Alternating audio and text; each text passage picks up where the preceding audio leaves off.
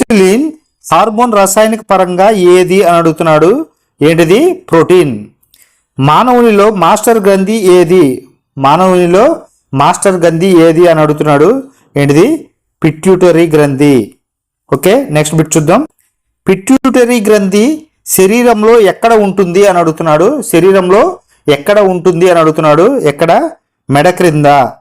మనము తినే ఆహారంలో క్రొవ్వు పదార్థమును పూర్తిగా జీర్ణం అవుతుంది ఎక్కడ అని అడుగుతున్నాడు. మనం తినే ఆహారంలో క్రొవ్వు పదార్థము పూర్తిగా జీర్ణం అవుతుంది ఎక్కడ అని అడుగుతున్నాడు. ఎక్కడ? చిన్న ప్రేగు.